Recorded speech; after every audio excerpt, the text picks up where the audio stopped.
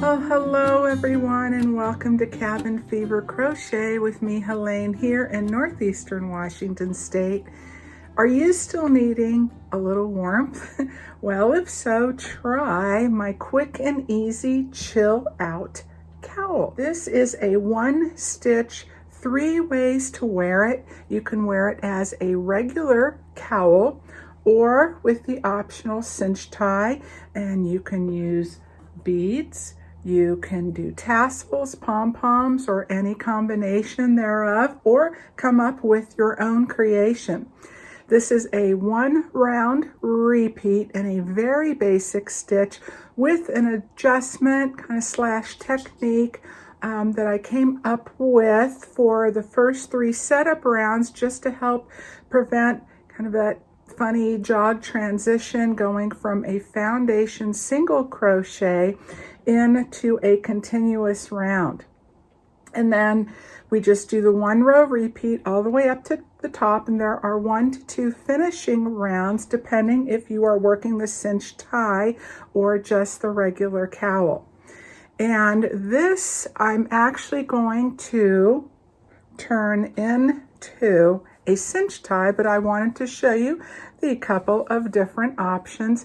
Now this is actually what you would traditionally consider the wrong side, but this wonderful Malabrigo Mecha, M-E-C-H-A yarn, which is like a chunky weight, was perfect for this just very simple stitch project, because this roving type of yarn and the wool, it just made these stitches pop. And when I looked at it, I thought this gave such an interesting look that I decided to work it up in yet another way to where your inside could be your outside or vice versa. So you can have the stitches either going vertical like that, or you can have them horizontal with the raised bars.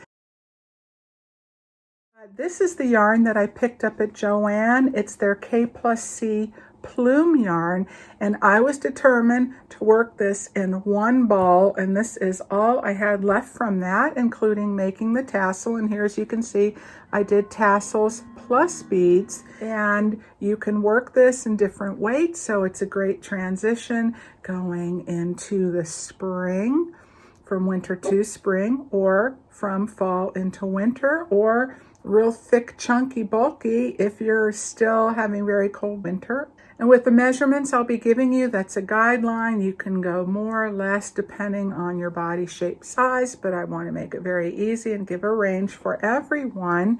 And it's very simple, but I like playing around with simple stitches and seeing what else that I can do with that. So in this yarn, it took 1.5 hanks, and I have a little bit left over to make maybe ear warmers or something. And as I mentioned, this took 1. And this yarn, this is a super bulky, and this is a chunky. It's considered a number 5 bulky, but I would say on the lighter side. And a super bulky, this is a discontinued Caron Tea Cakes yarn, and that took 5 ounces to make. All right, so let's just go ahead and get started. First, go over the tools and supplies. You will need 2 stitch markers, preferably locking if you have them.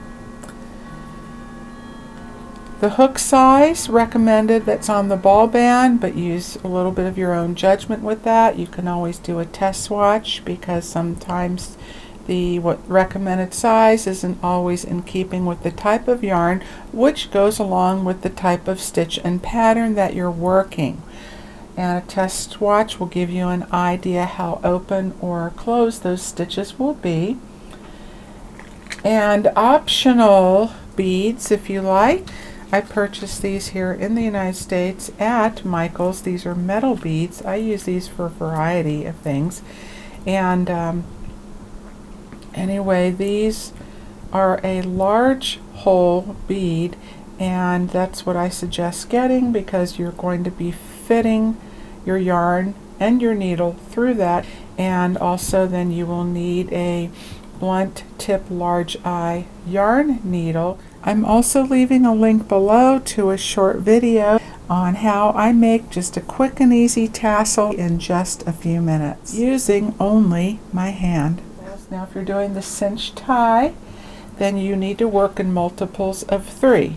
Whatever your finished number is, that has to be divisible by the number 3. You can make this without the cinch tie, and if you do, it will be in any number of stitches, and you can make this as wide, however long you want that to drape on your neck, and as thick as you want that. Average size would be 31 inches long. And then when you get your length and you have your 2 ends, okay, measure that and then bring it around your neck, see where it drapes. Wherever it's comfortable for you, just add a couple of inches, because as your width grows, it's going to take up some of that space, and that way it'll prevent it from being too constricting around your neck. So about 31 inches for the length of your foundation, single crochet, and then I recommend growing it to the height for a total anywhere from 9.5 to 10.5 is a good range. If you're a very, very petite person, you might want to go down a little, and if you're larger, then you certainly go up. And when we get to the top, if we're working the cinch tie, then we're going to stop short by about 1.5 inches at the top, and that's going to allow for our 2 finishing rounds. Okay, to begin, grab your yarn and your hook, make a slip knot however you like to do that, and be sure to leave enough of a tail when we join our 2 sides together, and attach those with the yarn, and enough to weave in your ends nice and securely. We're going to be building our chain and our single crochet together in the foundation single crochet.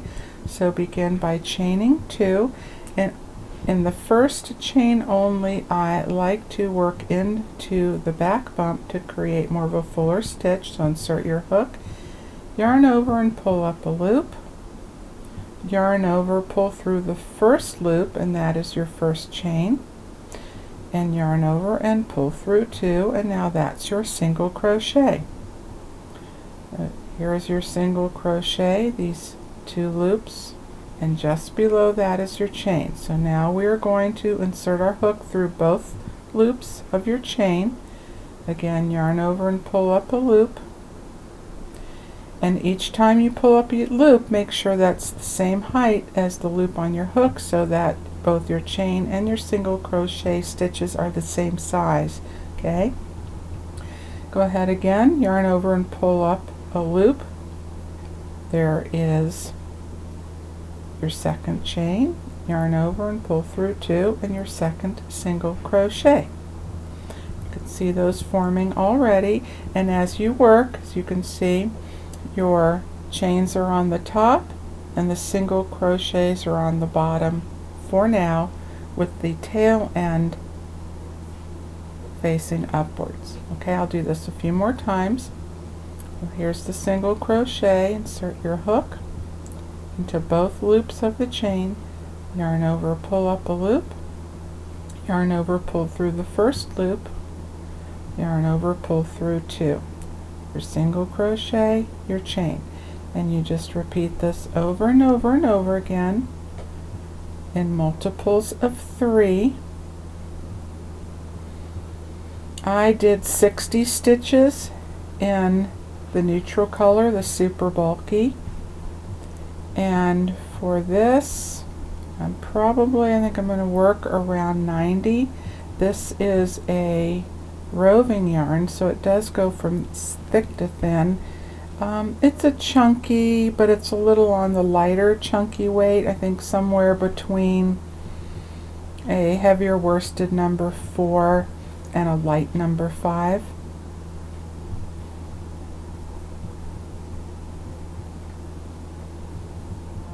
I'm going to start out with a sample, and then I will finish the full piece with you together. I'm going to go ahead and finish my foundation single crochet, and I will meet you back.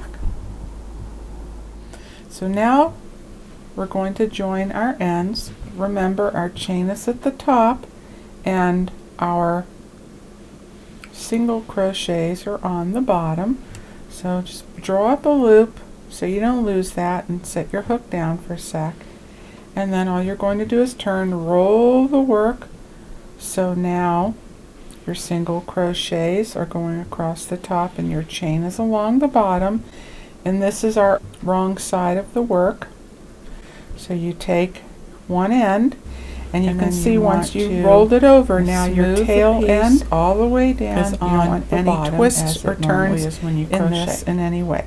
Alright, so once you have your piece flat, you take your two ends, you bring those together, okay,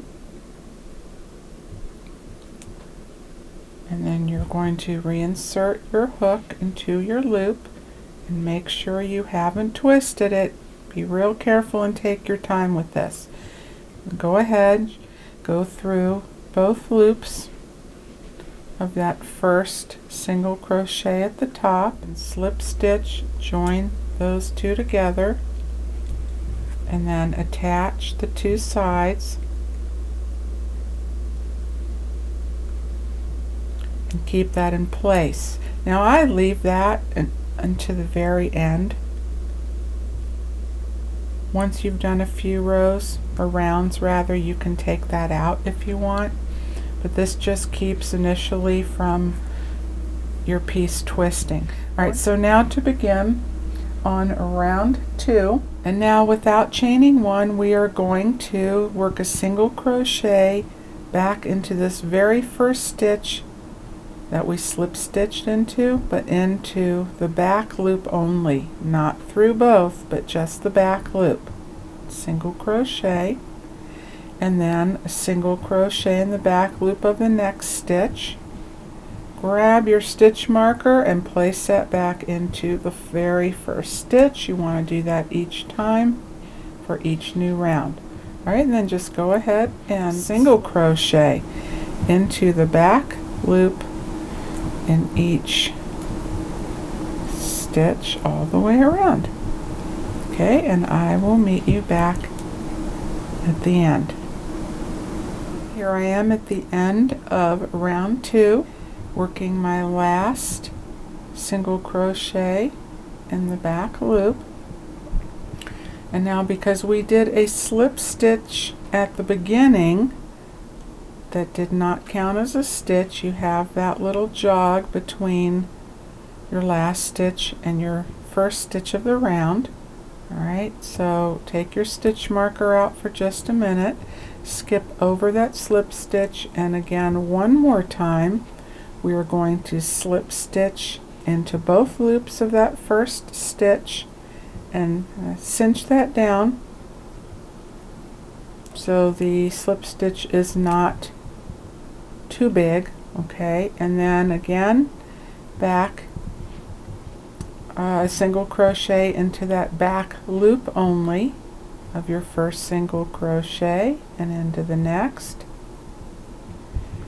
Place your stitch marker back into the first, and then one single crochet in the back loop of each stitch around. Go ahead and then finish this round 3, and then I will meet you back at the end and show you how to start the next round, which is your repeat round up to your last rounds. Okay, here I am already. I'm going to work my last stitch with you, and you can see how that last stitch lines is right in line with my base stitch marker. And again, on this round we had that little slip stitch. So take your stitch marker out, skip the slip stitch, and anchor the loop on your hook flush down a little bit. It's going to help bridge the gap between the slip stitch and then not having any on each round up to the top. Alright, now we're just going to work right into that back loop without slip stitching and work your single crochet, and again into the next, replace your stitch marker into the first. Alright, and that's all there is to this pattern until we get to the top, and the rest is very easy. So just work single crochet into the back loop of each stitch. When you come back around, your last stitch will be right next to now the very first stitch in the round.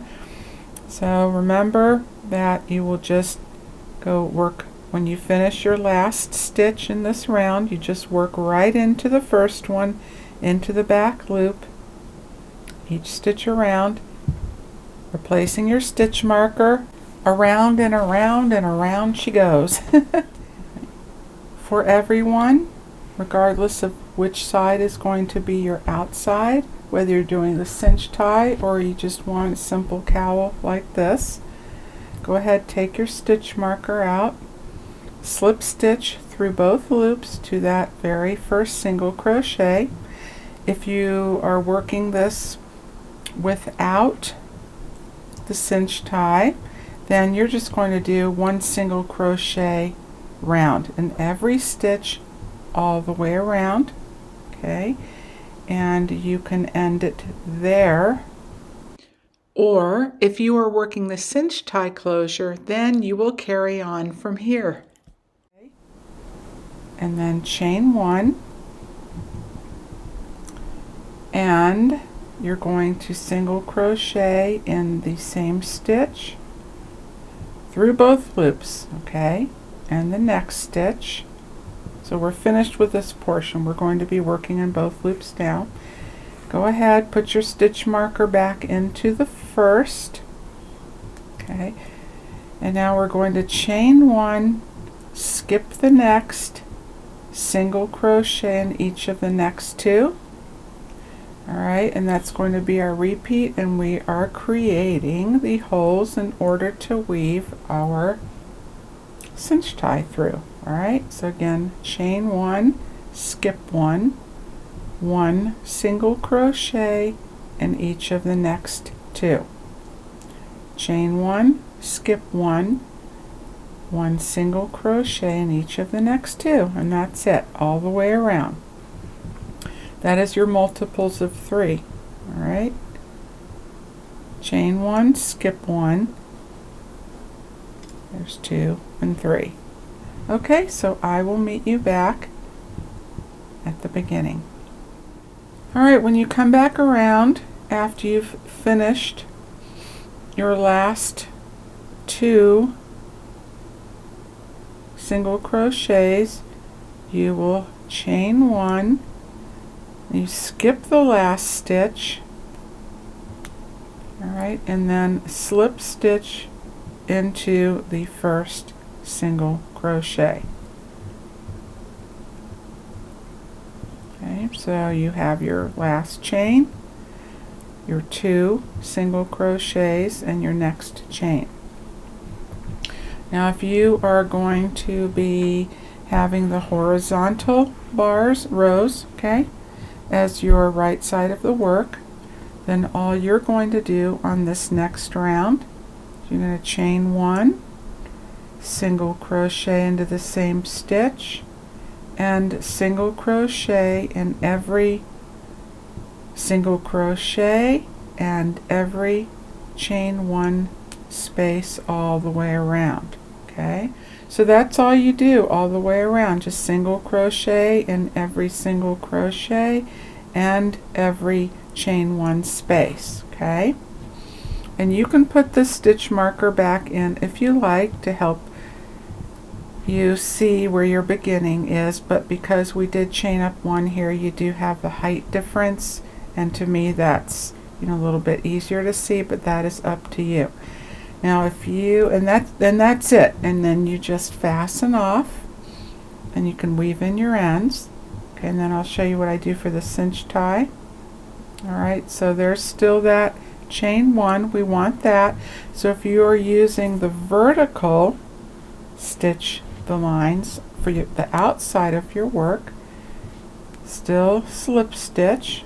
Okay, you can chain one and then turn your work.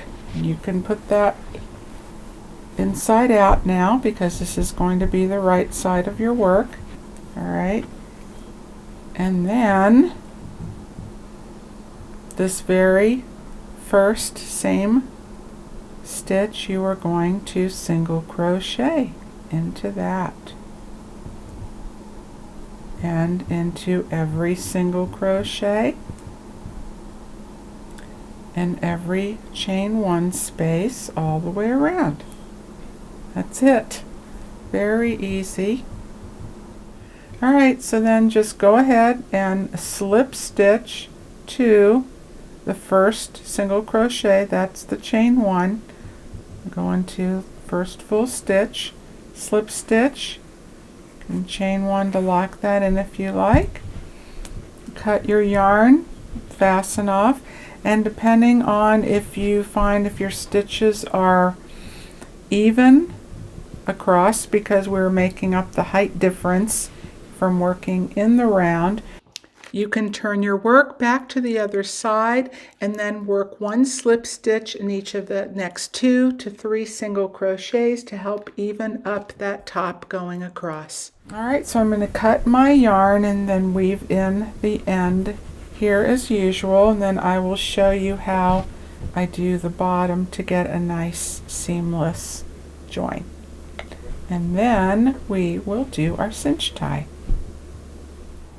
Alright, now to sew in the end, or to join the two sides rather from the beginning, go ahead and put your work back to the, I keep calling it the official right side out from where we started. Alright.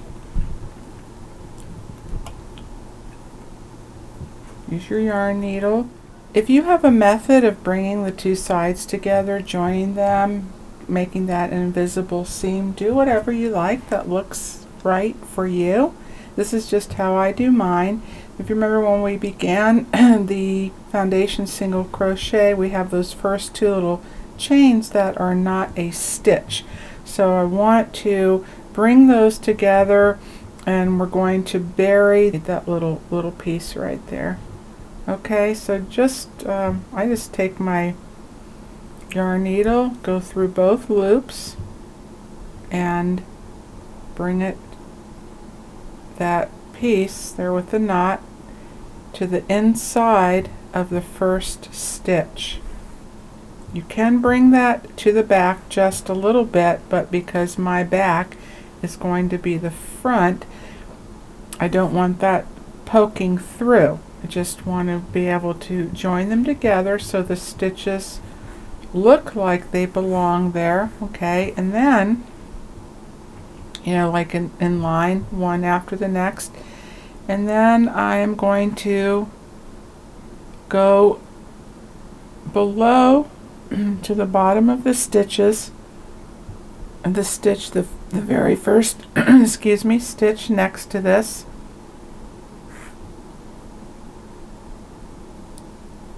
Go up through those, okay. See, and it just brings them together.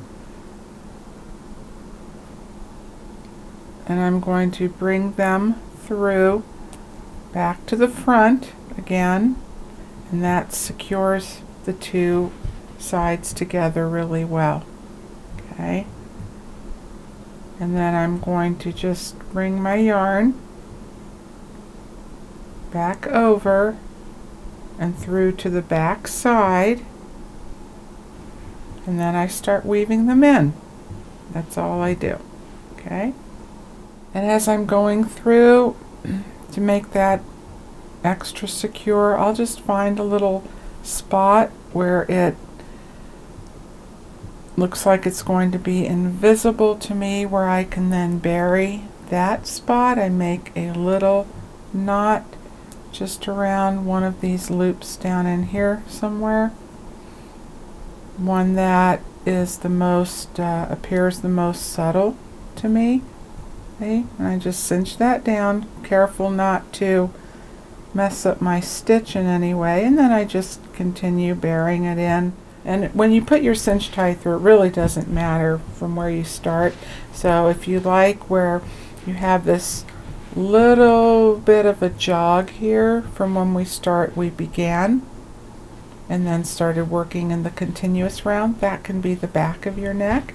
And then you can just turn around, and you can, where you begin your cinch tie is where you're going to have them coming down the front. So all I do is make a chain, chain, whatever your length is that you began, say 31 inches or whatever your centimeters, chain twice that number. Or if you know, say you started with 60 stitches, I'm just throwing out a number, then you would just do twice that. You do 120 at least, and however many beyond that is how far down the body of your work that you want your cinch tie to hang. And then if you're going to add a bead and or tassels or pom-poms, then factor that amount into it. And you want enough though, long enough to be able to tie that, or if you want to have it into a bow to make it more secure, then you're going to need to have enough length for that. And what I do with my cinch tie, after I've made my long chain, I don't cut the end until I've woven it all the way through, and I adjust the length of it and know, yes, that's a good placement. So I start weaving it in from the tail end going around, and that way I still have my working end to where I can either add more chains if I need them or take them away. And you could do an I-cord. If you knit, you could do a knit I-cord. Whatever you like to use. You could even use a different type of material. That is entirely up to you. I do recommend you can try it with your yarn, but you might want to go down one hook size for that, or not. You can just make it tighter and leave enough tail for adding on your bead and attaching that and weaving in your ends and everything. And it doesn't have to be too long, but enough to work with and to have an end to secure that also. And if you're attaching a pom-pom, in the same manner, principle, pom-pom or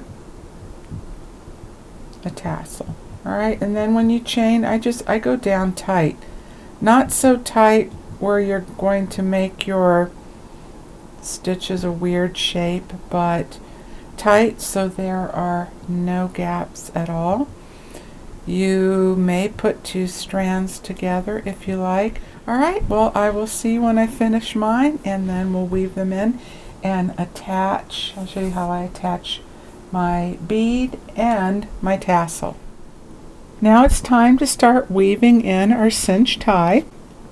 And I wanted at the very beginning, at the bottom, at the base, the back of my neck, so I just went up to the top, found my approximate center point, and I placed a stitch marker there, and we have the last round of single crochet all the way around. It's just below that is where we have our chain one spaces with the 2 single crochets in the back loop, followed by the chain one space, and that is what you're going to have all the way around.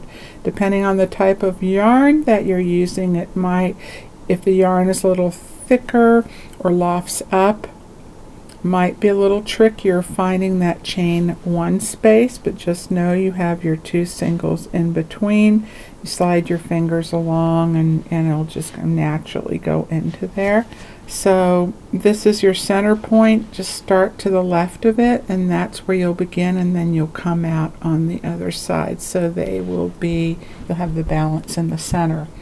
Now I made, for my first time ever, a knit I-cord, and I love it. It was super easy. Really just took 2 double point needles and then I already had the stoppers for that, and I found it much easier than a crochet I-cord.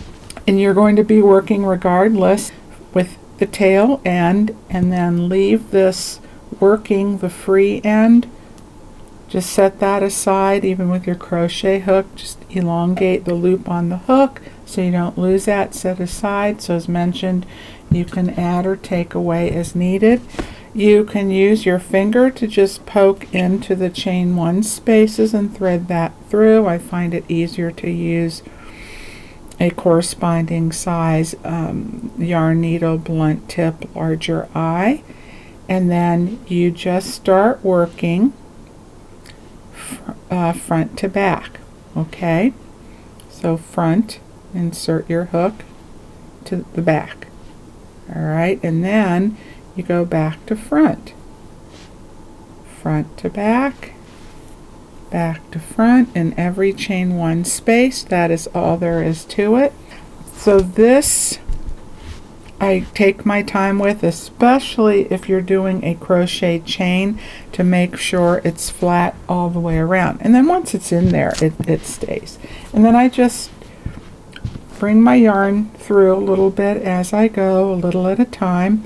Just make sure I'm going into the chain 1 space, and then I have my 2 single crochets in between. Okay, and then I will meet you back around. I already explained as far as leaving enough so that you have the type of tie closure that you want at the top. And I just want to show you how well and easy that cinches in to your neck. And when you do, so it gives this little semi-ruffled effect going all the way around. I think that adds a little of interest to that, and it also opens up very quickly and easily too. So that's my placement. Going to take out my stitch marker, and then I'm going to show you how I attach a bead. Super easy, or a bead and a tassel. And because I'm not sure where I'm going to go with this at the end, I don't have much yarn left, and I'm hoping it might be enough to do just a more narrow pair of ear warmers. So I'm going to work that up first, and then that will determine what I do at the end. I'd like to add a tassel, but it doesn't necessarily have to be with the exact same yarn. You can add a solid color at the end, a coordinating yarn, and you can even do that for the same, a solid color that you're going to run through for your cord. Right, so I'm going to set that aside, and then I'm going to work in this. Alright, so you've finished your cord, it's woven through, you've cut the ends, put in both your knots on both ends, make sure they're nice and secure. And then for a bead, all I do is put my yarn. You will need your needle for this. I'm just going to thread it through.